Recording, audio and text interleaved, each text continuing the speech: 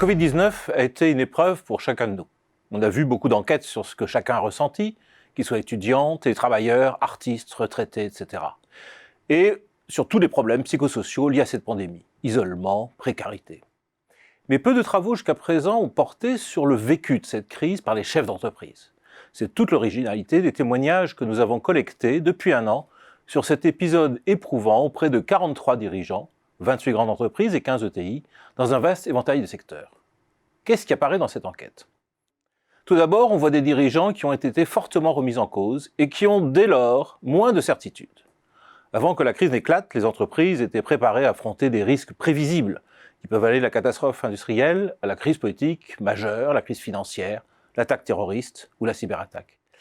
Mais elles n'étaient pas prêtes au scénario d'une pandémie qui affecte à la fois tous les collaborateurs dans le monde entier, toute la chaîne de valeur de l'organisation, en se doublant souvent d'une crise économique liée à une baisse de l'activité.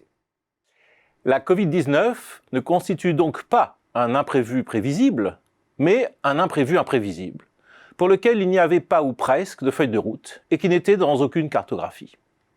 D'où un sentiment qui émerge, dans de nombreux cas, d'une nécessaire humilité, car cette crise semble avoir balayé tout sentiment de toute puissance. Deuxièmement, un sentiment de fierté apparaît face aux transformations mises en place.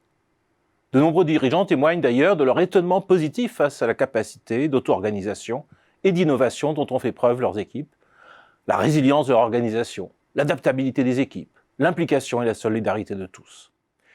Sentiments dont tous semblent agréablement surpris, mais il est vrai que l'histoire n'est pas finie, tant sur le plan de l'activité souvent malmenée, que du fonctionnement des organisations, qui restent aujourd'hui sous tension.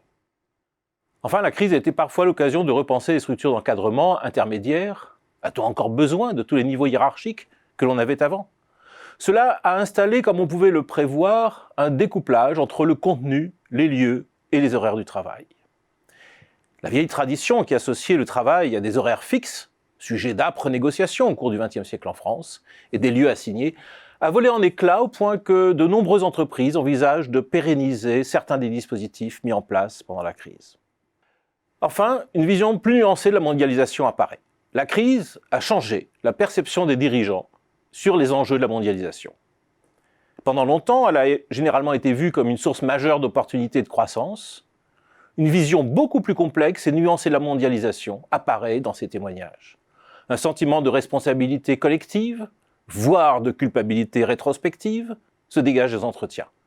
Non seulement on se préoccupe des collaborateurs et de leur bien-être, mais on cherche aussi à protéger toute la chaîne de valeur des clients fournisseurs, tout en redoublant d'attention sur les aspects sociétaux et environnementaux de l'activité.